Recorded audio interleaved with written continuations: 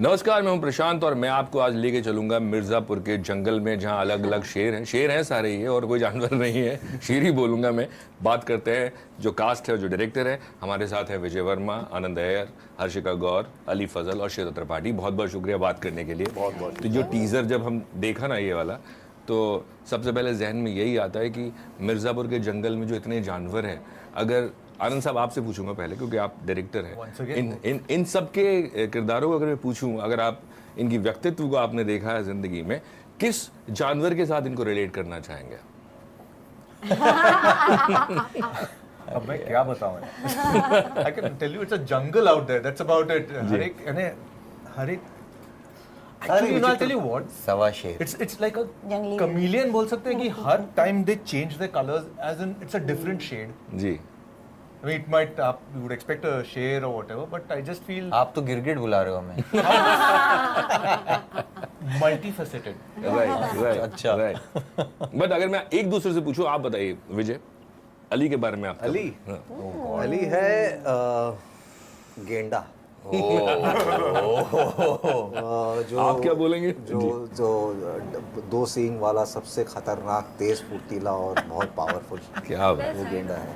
हाँ? पूछ रही है गेंडा क्या होता है? Rhinoceros, not the hippopotamus. Actually, I would love that. Very cute. Like hippopotamus. They are equally dangerous. Yeah. शांत और dangerous. And Gulu is a हाँ? wannabe fox, but But actually, more of a puppy. Shweta? I was talking about Shweta. Gulu. हाँ. अच्छा। ये कोई exotic सी bird है जो दिखने में एग्जॉटिक है, लेकिन ऐसे What is that? वो नहीं होती हैं? MU नहीं, not MU. हाँ। एंड डायरेक्टर साहब, bird. तुम्हारा क्या होगा? लोमड़ी? नहीं, है ना? आपको भी मौका मिलेगा, जो आप बोलना चाहें बोल दीजिएगा। डायरेक्टर साहब के बारे में? मैं यार नहीं, विजय? डायरेक्टर साहब ये हैं गिरगिट एक्चुअली. अच्छा। है ना? मैं क्यों यार? उधर कुछ और बोल रहे थे बाहर, उधर इंटरव्यू में. नहीं, I was telling you it was a great pleasure working with all of you guys. Was superb to work with because इतने अलग अलग ये हैं. आप जितना तारीफ करोगे मैं उतनी वाट लगाऊंगा. तारीफ ही कर रहे हो आप. Right. Vijay would be interesting. What would your this thing be? है ना? दो हैं तुम्हारे एनिमल्स. Exactly. तुम्हारे let's see. चीता भी सिवान से भाग के आ जाते हैं मिर्जापुर और हाँ, ऐसा कुछ. पैंथर है ना? Panther is right, I think. Panther is nice. Yeah. Black yeah. panther with a black shadow, so Right. it keeps interchanging. But मुझे बताइए कि एक सीरीज, एक लंबे वक्त के लिए आप लोग काम करते हैं, एक सीजन आता है, दूसरा आता है, फिर तीसरा आता है, मिस करते हैं उस बीच में कि बीच में आप फिल्में भी कर रहे होते हैं और काम भी आप कर रहे होते हैं? सबके लिए सवाल है साहब। ऐसा माहौल है कि हम मिस नहीं भी करना चाहे तो जी, फैंस इतना मिस करवाते हैं, क्योंकि ये छोटा मुंह बड़ी बात नहीं, ये इस शो के लिए सबसे ज़्यादा डिमांड होता है। कुछ भी कहीं पर भी पोस्ट कर ले, हम कास्ट मेंबर्स या अमेज़ॉन वाले कुछ भी करें, तो वो मिर्ज़ापुर के बारे में लोग पूछते ही हैं, तो भुला नहीं सकते इसको आप। तो वो आपके जहन में वो पब्लिक की मेमोरी में बन गए, वो पॉपुलर कल्चर में डेंट कर चुका है ये शो। तो इसलिए ये शो मुझे लगता है कि इकलौता ऐसा काम मेरा है जो मुझे मतलब क्रिटिक प्रूफ है। ये क्रिटिक्स कुछ भी बोले, कुछ फर्क नहीं पड़ने वाला। ये पब्लिक का शो है, पब्लिक देखती है। नहीं, क्रिटिक तो आप कहीं पे भी कुछ भी बोले, वैसे भी कोई फर्क नहीं पड़ता। मैं बहुत मानता हूँ और बहुत फॉलो भी करता हूँ, क्योंकि मेरी सिनेमा की अंडरस्टैंडिंग क्रिटिक्स की वजह से ही कुछ हद तक बेटर हुई थी, और क्रिटिक्स के प्यार की वजह से ही मैं यहाँ पर पहुँचा हूँ। और क्रिटिक्स ही वो लोग थे जो नाम मेरा ले रहे थे जब कोई मेरा नाम नहीं लेता था जी। तो मैं बहुत मानता हूँ। मुझे याद है कोविड के टाइम पे हमने इंटरव्यू किया था जूम पे उस वक्त। करेक्ट। आई थिंक जब सेकंड आया था। हाँ। तो इसमें मुझे लगता है कि ये पब्लिक का शो है और ये बहुत अच्छी फीलिंग होती है। राइट। श्वेता? हम सब मिर्जापुर के एक्टर्स तो हैं ही, बट हम लोग सब फैंस भी हैं।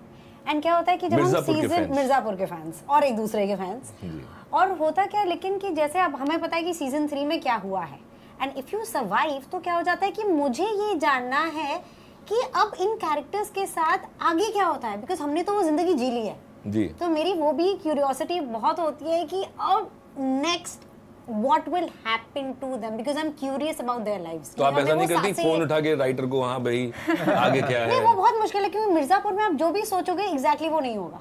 ओके, तो वो काफी गुगलियां हो जाती हैं। And I think to imagine कि क्या हो सकता है वो वही मजा है।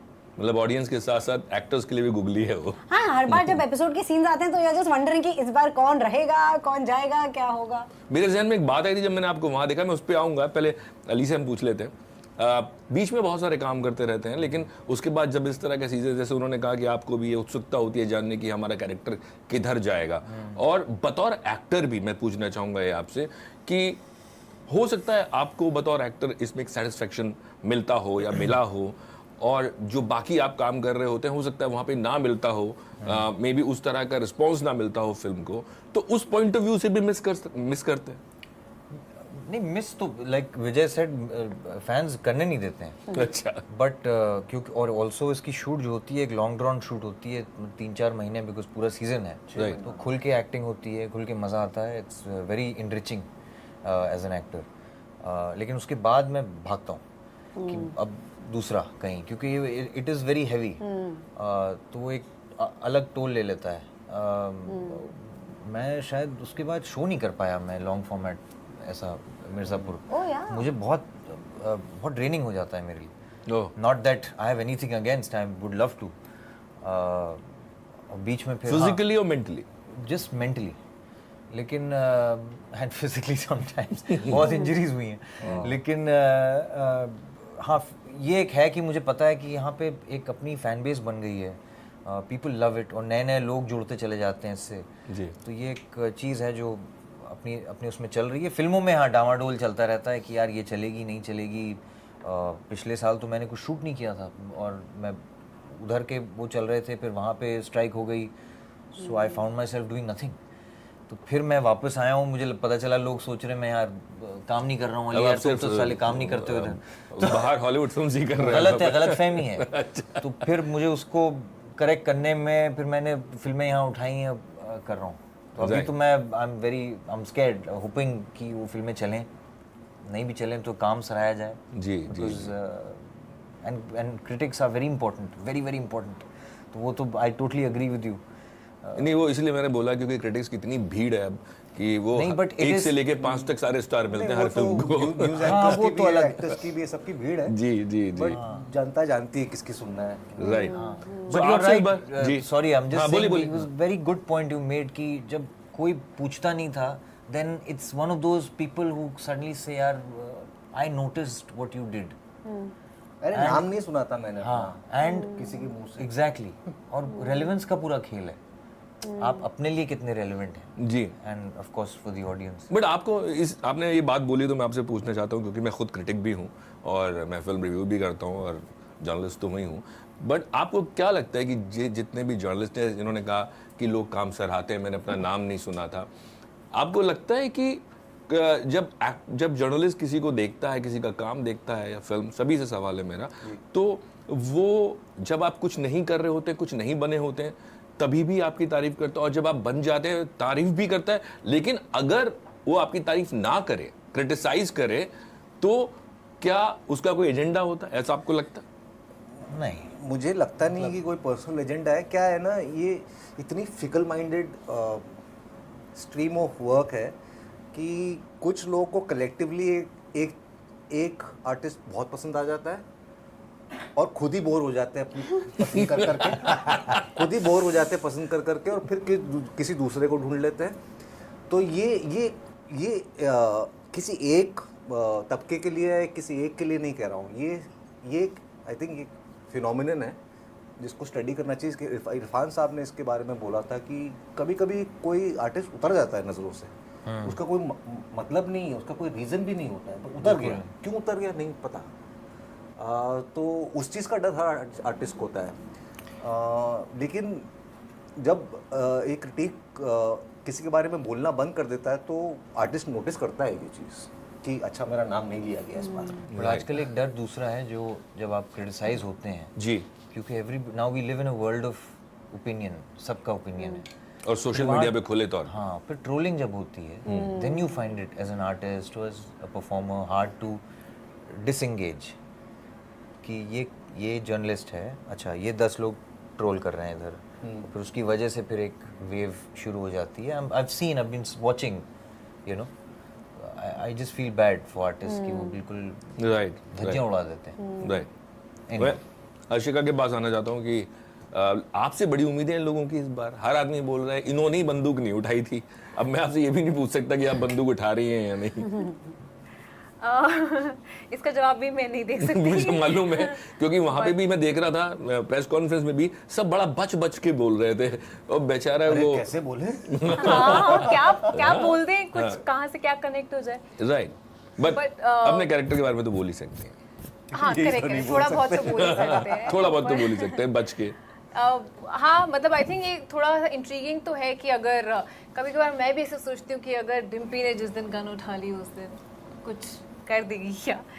बट या ये बट ये दुनिया से तो आप बहुत दूर है क्योंकि चलिए अब कॉलेज में जाते हैं, आपकी सारी फैमिली डॉक्टर्स की है मेरे ख्याल में, है ना. और कहाँ बंदूक, मतलब आप घाव सही कर रहे हैं. मेरे नाना जी मिर्जापुर से हैं. अच्छा, वेरी गुड. अच्छा, तो वहाँ पे ऐसा नाना जी ने बताई कुछ ऐसी कहानी? नहीं, मैंने देखी है. देखी है?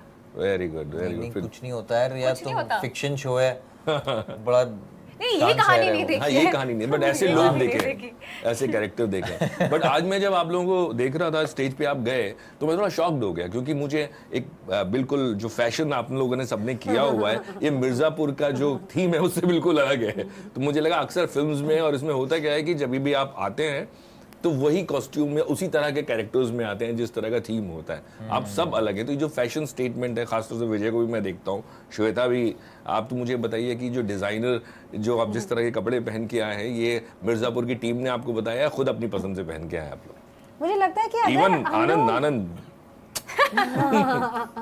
Andy is a cool as characters I think वो जो सेट का मजा है, I think it would be dishonest क्योंकि we are not that right now. Right.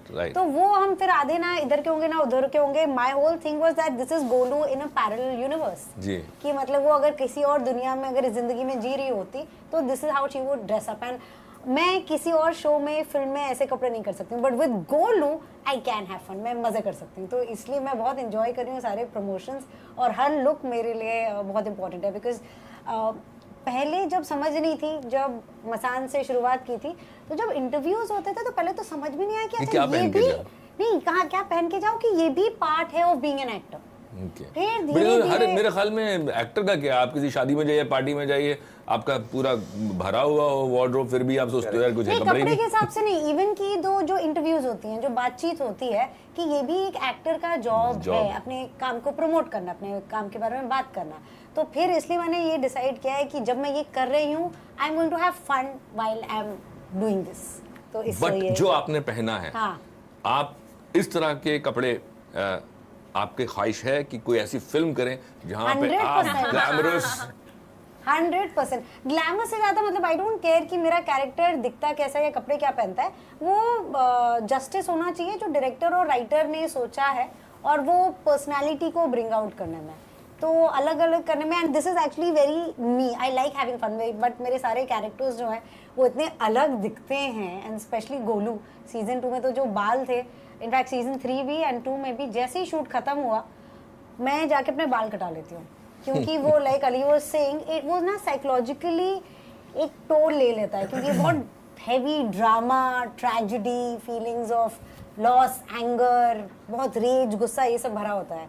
तो फिर वो सेट से थोड़ा थोड़ा हमारे साथ भी आ जाता है, तो उसको निकालना उतना ही जरूरी है. बट कितना मुश्किल होता है इसको फेस करना और निकालना. जैसे उन्होंने बोला कि अली ने भी बोला, श्वेता ने भी बोला कि निकालना मुश्किल होता है. क्या हर कैरेक्टर के साथ ऐसा होता है या सिर्फ मिर्जापुर के साथ ही ऐसा हुआ आप लोगों के साथ, या वजह उसकी ये कि बहुत लंबे टाइम चलता है इसलिए? आई डिडंट मीन कैरेक्टर निकालना जी. Just mentally draining. बट हाँ आई मीन जी. डिपेंड्स आप कितना दूर सफ़र कर रहे हो उस किरदार की दुनिया में पहुंचने के लिए. कुछ किरदार नज़दीक होते हैं आपके, उसमें ज़्यादा मेहनत नहीं लगती है. कुछ किरदार के लिए ज़्यादा मेहनत करनी पड़ती है और कुछ किरदार ऐसे कोनों में लेके जाते हैं आपके दिल दिमाग में जो कि शायद अच्छे नहीं हैं. मसलन दहाड़ जो मैंने किया था, या इसमें भी सीज़न 3 में भी बहुत मेजर कॉन्फ्लिक्ट चल रहा है. 2 भाई में से एक बचा है, तो बता दिया. हाँ अच्छा नहीं, वो तो एक तो हाँ जिसने देखा है अरे भाई ऐसे मत करो दो में से एक बचा है और जो बचा है उसके ऊपर काफ़ी कुछ बीत रहा है। जी जी। तो वो लेकिन वो एक्सेसिबल है, बहुत आसपास है मेरे, लेकिन कुछ चीज़ों के लिए दूर जाना पड़ता है, तो वो वापस आने में थोड़ा टाइम लगता है। जैसे इसमें भाषा का हो जाता है। जब मैं मिर्ज़ापुर शूट कर रहा होता हूँ, अगर हफ्ता भर लगातार शूट कर दिया, उसके बाद में दोस्त का फ़ोन आया तो हाँ घर पे हूँ, तो एकदम क्या हो गया तुझे? तो वो बिहारी जो सिवान वाला हमने पकड़ने की कोशिश की, तो वो रह जाता है, कुछ चीज़ें रह जाती हैं। Right right. अगर आपसे पूछूंगा कि जब भी कोई सीरीज बनती है तो उसको उतना ही इंगेजिंग और इंटरेस्टिंग बनाने के लिए राइटर्स को भी बड़ी मशक्कत करनी पड़ती है, डायरेक्टर्स को भी करनी पड़ती है। आपके लिए क्या चैलेंजिंग था थर्ड में? So what was challenging for me is I got into the show during the third season, and first 2 seasons is something that I've followed. मुझे बहुत पसंद आया and everything, and I happened to come into the third season in the thick of where expectations were really high. Too high, yeah. And hats off to the writers and Guru who, gave a free hand to do whatever, and also it was a very nice and welcoming team to work with. So challenging it was because you have big shoes to fill, but yeah, it was a nice kind of a challenge. But मेरा एक question है Andy, were you following Guru's vision, or were you know what I mean, So trying to basically, see, there is a certain graph that you guys have set in the earlier 2 seasons, and wherever there was a little thing that I wanted to add, I used to run it past Guru, figure out ki will it fit in, will it not fit in, and accordingly we used to. आखिरी चीज जाते जाते कम शब्दों में आप सबसे पूछना चाहूंगा, फर्स्ट सीजन और थर्ड सीजन तक क्या बदला है? मैंने थर्ड सीजन देखा नहीं है तो मतलब मैंने पढ़ा था, कुछ 2 साल पहले पढ़ा था। एज अ पर्सन मैं पूछ रहा हूँ, as an actor, as an actor I think कुछ नहीं बदला है, क्योंकि जो प्यार से रीच बदली है आपकी। हाँ? रीच बदली है आपकी। मेरी रीच हाँ, हाँ नहीं, मैं क्या शूटिंग का एक्सपीरियंस जी। वैसे ही है, बहुत प्यारे लोग हैं और बहुत प्यार से शूट करते हैं। अभी आप गुरु के साथ कभी मौका मिलेगा, बैठेंगे तो पता चलेगा यार, बहुत ही जेन्युइन और बहुत ही साफ एकदम अंदर से, और बहुत अच्छे मसाज देते हैं बैक मसाज देते हैं, और ऐसे जैसे ये थर्ड सीजन में एंटर किए, मैं सेकंड सीजन में एंटर किया, तो जब मैं घुसा तो ऑलरेडी बहुत अच्छी वेल ऑयल्ड मशीनरी थी जी। उसमें एक छोटा सा पुर्जा मुझे फिट करना था, उन्होंने एकदम कर दिया, मशीन वैसी चल रही थी। राइट। तो इतना सीमलेस है, इनका भी आना सीमलेस ही रहा होगा इनकी। तो ये गुरु का काम है जी। रशिदा? मुझे तो ऐसा लगता है एज एन एक्टर मैं काफ़ी इवॉल्व किया 1 से 3 तक, okay. With actors like working with actors like this. और सीजन में जो बदलाव आया वो तो आई थिंक सीजन देख के लोगों को नहीं, as an actor, as a person as an actor I feel, as a person I today I can say all of these are family. तो वो फैमिली मिलना मेरे लिए तो बहुत बड़ी बात है यहाँ पे, और as an actor I feel कि मैं काफ़ी इवॉल्व हुई हूँ, तो ये मेरी जर्नी। हाली lot has happened in life. शादी हो गई, शादी हो गई, बच्चा भी होने वाला। क्या होने वाला है? क्या release date? Same time, I think. So I'm very grateful. Yeah, it's been a wonderful journey. Right. Of course, season 1 से character तो बदला ही है, नहीं बदलेगा तो फिर boring हो जाएगा. But life has been very rewarding. कुछ चीजें खोई, कुछ चीजें gain की. I think I'm very satisfied, very happy. लग रहा है? I think wherever Ali goes, I only hear people, the media, the paps just say "Guddu bhaiya, Guddu bhaiya." I think it's imprinted in अरे people's यार, psyche. वो एक अलग डर है. हर जगह वही है. बिल्कुल डरने की जरूरत नहीं है Ali. This is legacy. Yeah, this is Shweta. legacy. Alright, I'll take that. मुझे लगता है थैंक्स टू मिर्ज़ापुर और ये जो 3 साल रहे हैं, मैं एज अ पर्सन मैंने जज करना बहुत कम कर दिया है, ओ, क्योंकि इन कैरेक्टर्स को आप जज नहीं कर सकते हो। जब पब्लिक नहीं कर रही, हाँ, करेक्ट। कौन क्या सीख क्या है ऐसा? बिल्कुल। इनफैक्ट तो मैं जैसे विजय को बता रही थी, हमारी बात हुई थी कुछ दिन पहले कि पहले मैंने सीजन 1 और 2 देखा था, तो मैं फिर भी गोलू का फिल्टर था। अभी डिम्पी मैं हम लोग देख रहे थे, हमने रिकैप किए सीजन 1 और 2 के, और हम दोनों को मतलब शत्रु के लिए इतना बुरा लग रहा था कि हाँ, तो मैं उल्टा मतलब मुझे लग रहा था गोलू थोड़ा तो मतलब कम ऑन। तो वो एक बहुत अच्छा हो गया कि इवन मुन्ना कि वो ऐसा पैदा नहीं हुआ था, कोई इविल पैदा नहीं होता है, वो Right. सिचुएशंस और लाइफ इवेंट्स की वजह से आप ऐसे हो जाते हो। और हम as a society I think वही करते हैं कि ये बुरा है ये अच्छा है, पर वो हमारा सबका उसमें योगदान है। So I think it's very important to know कि हम सबके पास वो पावर है, हम सबके पास वो जादू है जो जिससे हम उसको वैसा महसूस करा सकते हैं। तो आई थिंक जज ना करें तो बढ़िया होगा।